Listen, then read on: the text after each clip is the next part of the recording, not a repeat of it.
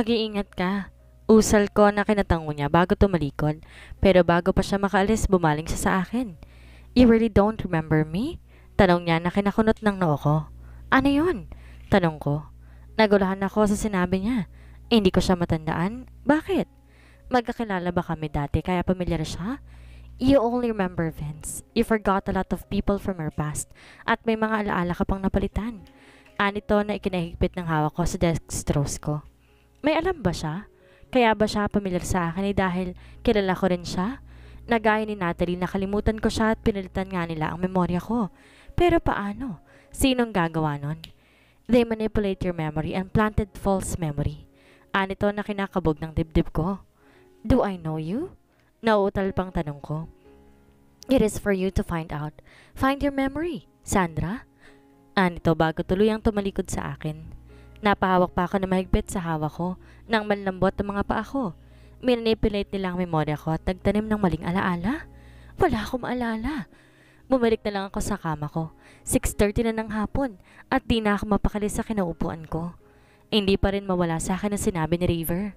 Hindi imposibleng tama siya at baka totoo nga magkakilala kami noon pa man.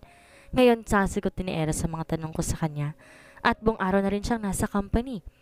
Nang mawala si River mula kanina, sina Brian, Anthony, Steph, Claire at Jeremy ang kasama ko dito sa room ko. Mabuti na lang nandito sila dahil kahit papaano ay nalilibang ako. Hindi ko alam kung ano mararamdaman ko sa mga oras na ito. Paano kung hindi pa ako handa na malaman ang lahat? Isa, amin na kasi. Dinig kong sigawan ni na Steph at Anthony.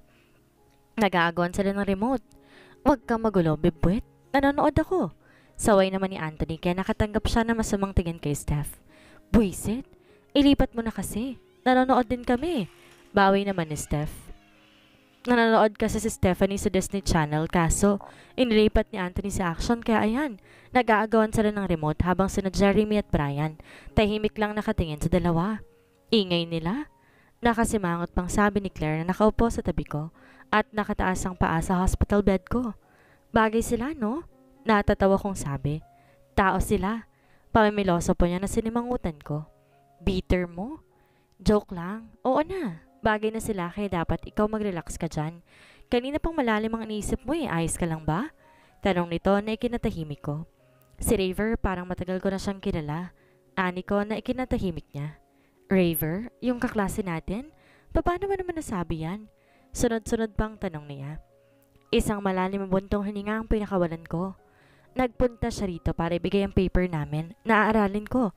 Tapos nasabi niya na baka na-manipulate ang mga alaala ko at napalitan ng maling alaala. Bulong ko na ikinagulat niya. Is that possible? Tanong nito na kinakibit balikat ko. Hindi ko rin alam eh, pero paano nga kung tama siya? Paano kung mali ang mga alaala ko tungkol kay Eros? And that explains kung bakit di ko maalala si Natalie kahit naging parte siya ng buhay namin noon. Paliwanag ko. Nasabi ko na rin kasi sa kanila ang kaugnayan ni Natalie sa pamilya namin at kay Eros.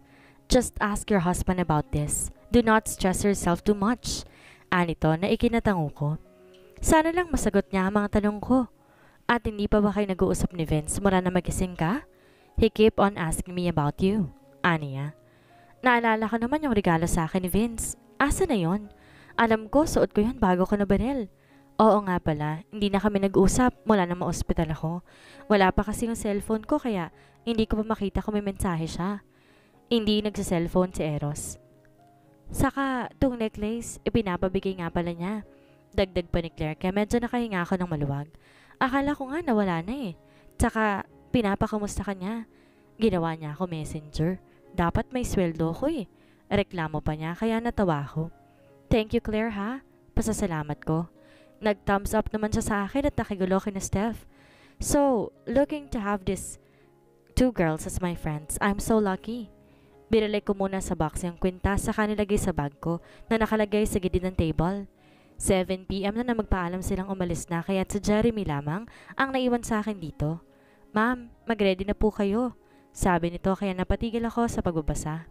Ha? Tanong ko. Mag-ready saan? Pinapag-ready na po kayo ni boss. Sabi naman nito. Ah, napatango-tango na lamang ako. May pumasok namang nurse at tinanggal ang dextrose ko. Bakit kaya need pang mag-ready? Mag-uusap lang naman kami. Ano naman kayang pakina niya? Tatanggalin muna po namin, ma'am, sabi ng nurse.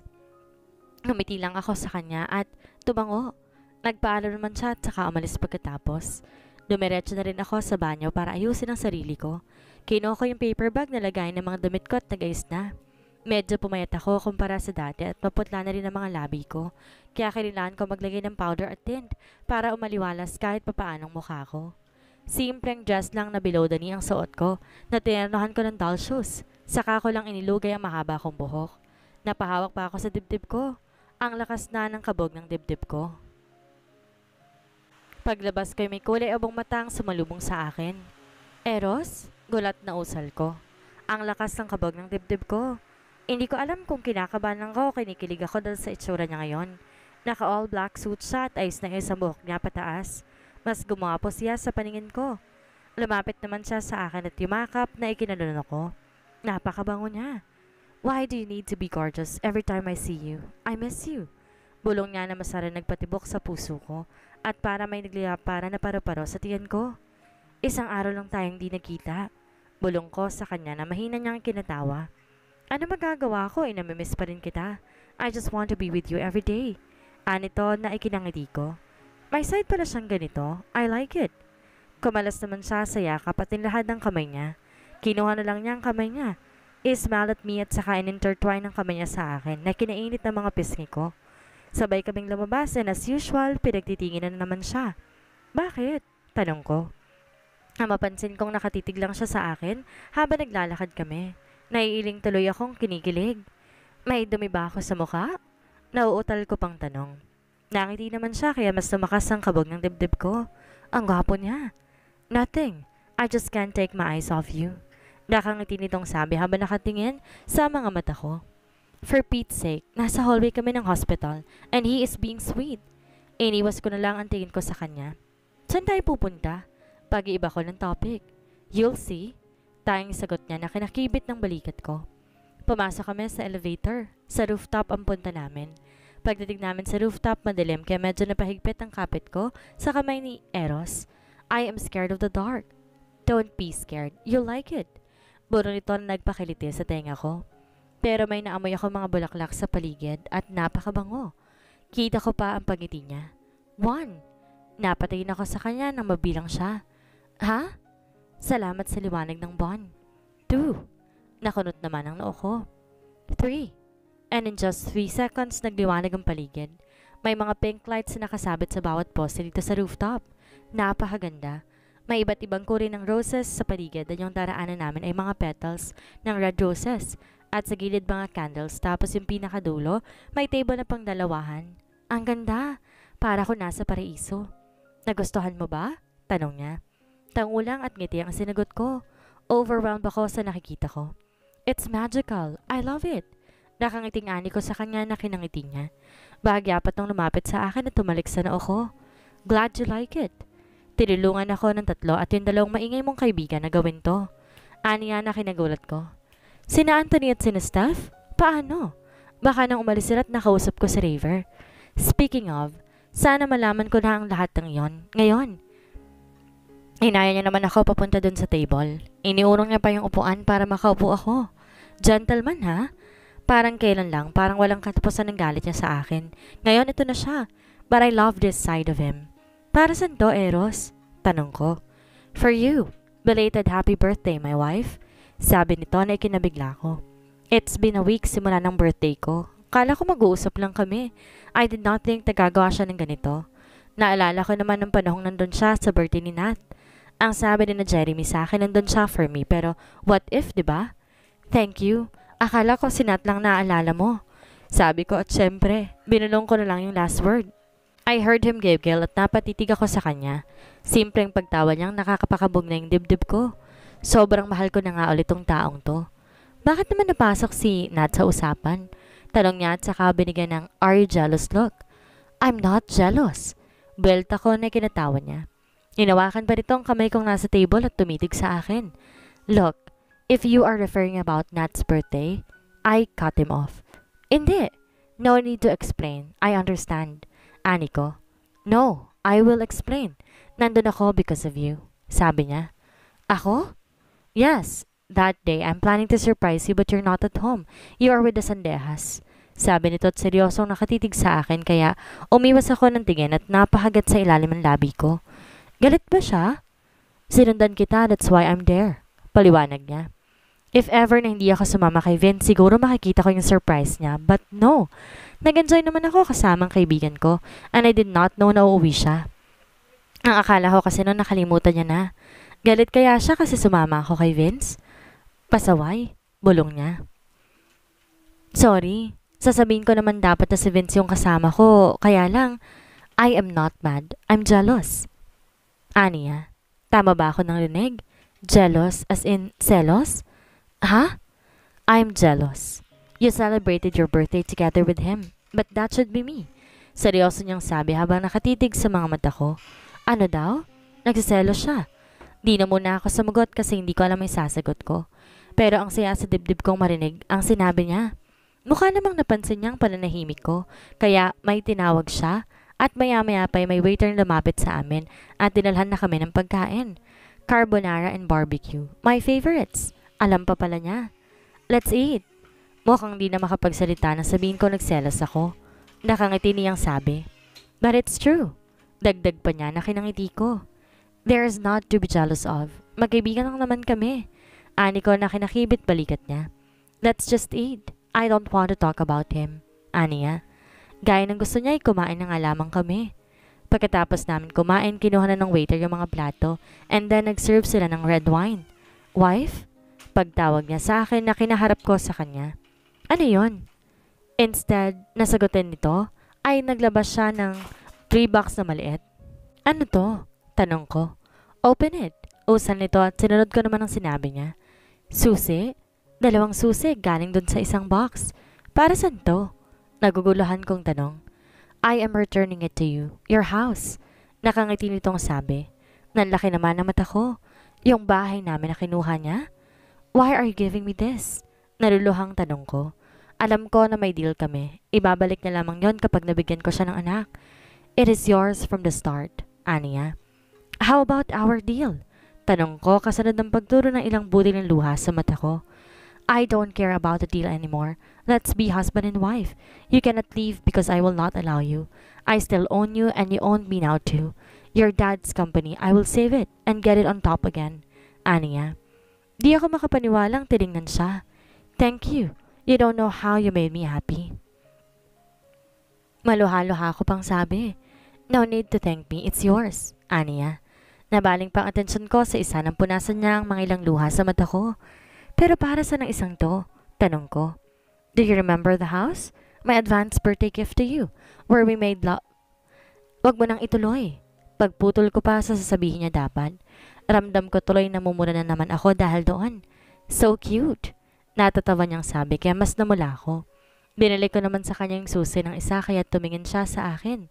Nginitian ko rin naman siya. Yung bahay na yun, di naman ako makatirang mag-isa doon. Let's live there together. Nakangiti kong sabi. We will do that. Let's start there. Nakangiting usal niya na kinatango ko. Tinitigan ko siya bago bumuntong hininga. Eros, I need your answer now. Ani ko. Ang lakas ng kabog ng dibdib ko. Nang ilang minuto siyang natahimik. Maya-maya pa'y may tumugtog na music. Nakaka-relax, pang slow dance.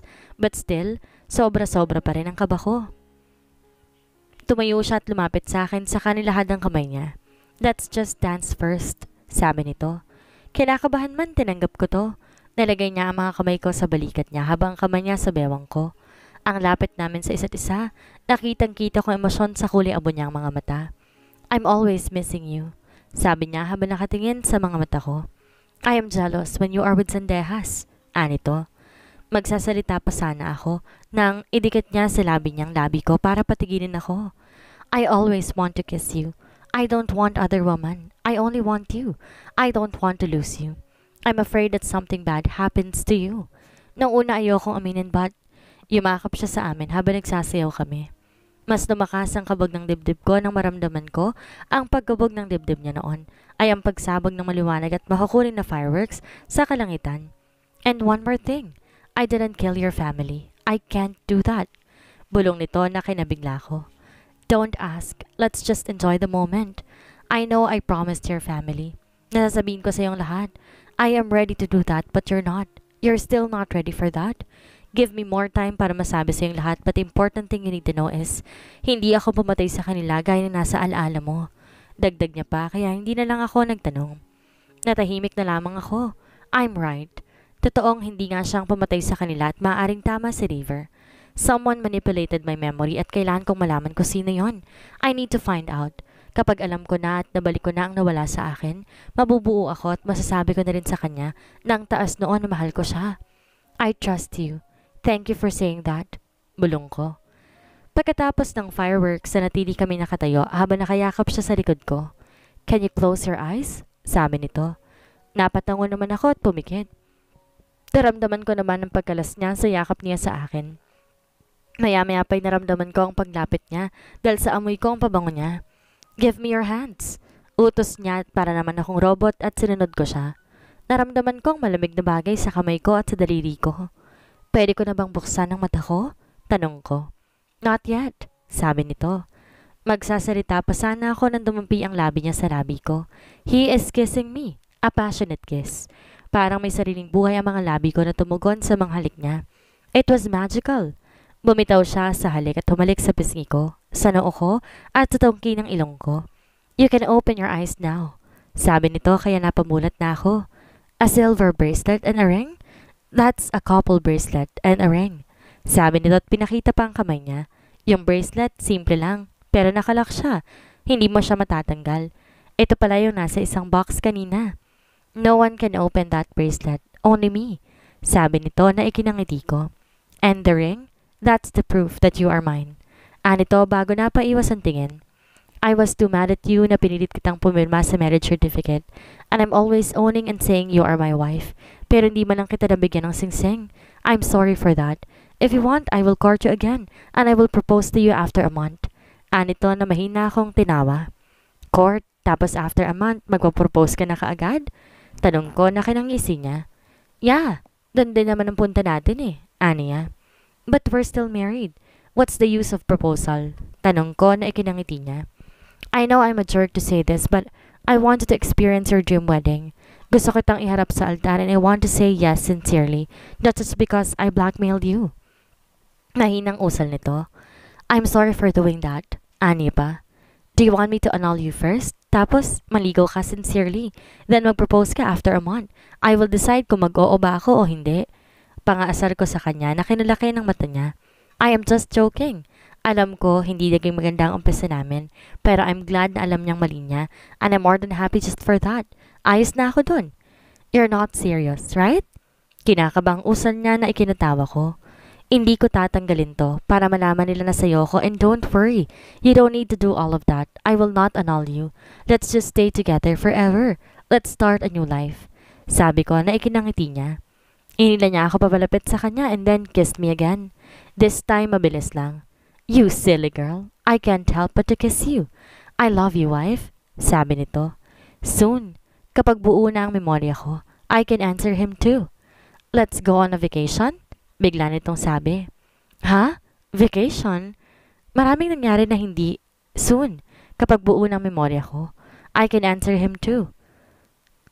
Maraming nangyari na hindi maganda this past few weeks. I almost lose you. Let's take a break. Sabi nito. Tumango ako dahil tama naman siya. We need to take a break. Where do you want? Tanong niya. Kahit saan. Basta kasama kita. Sabi ko.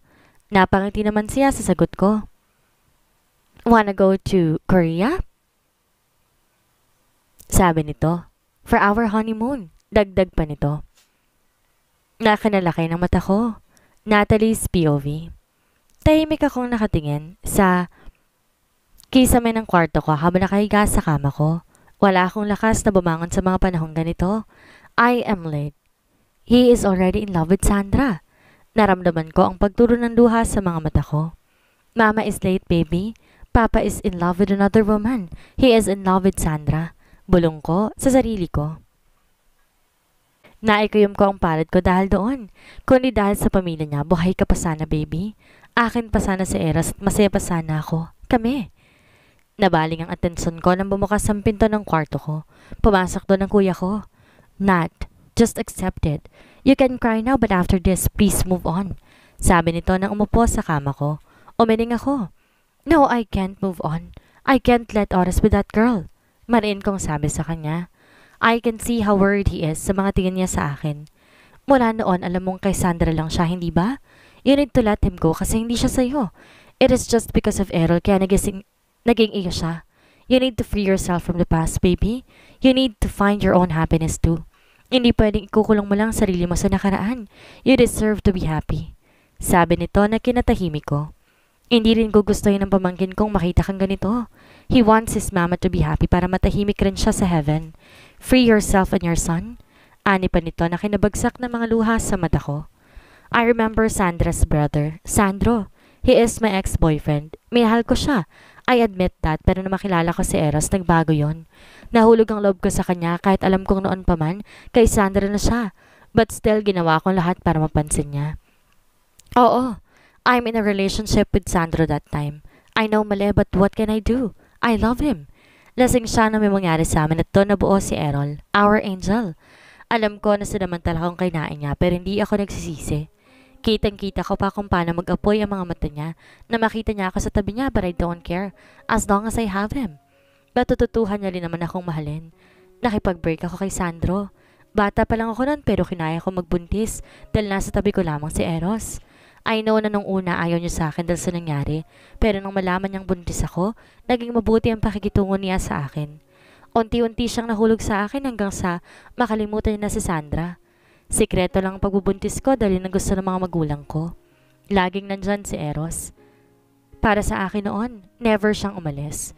We were so happy nang lumabas na si Errol. After 3 years, we've decided to settle down dahil malaki na ang anak namin. Nakaplano ng lahat, yung kasal at lahat-lahat na pero something came up na magpapaguho sa mundo naming dalawa. They killed my son. Hindi ko kaya at para akong mababaliw that time dahil sa sakit. So I decided to run away. Iniwan ko si Eros dahil kapag nakikita ko siya, naalala kong mukha ng anghel ko. It is all because of her. Kaya hindi ako papayag na maging masaya siya. Hindi ko lang maintindihan kung bakit. Kung umasta siya ay parang di niya ako kilala. Parang di niya kami kilala. We used to be childhood friends bago pa maging kami ng kuya niya. No kuya, help me. I will get Eros back and you can get Sandra. Nakangisi kong sabi na kinagulat niya. What are you saying? I will not do that and you will not do that. Seryosong usal nito. Tinitigan ko siya ng diretsyo. I know everything, kuya. I know you're still into her. You still like Sandra, do you? Anito na kinatagis ng bagang niya. I knew it. Sandra's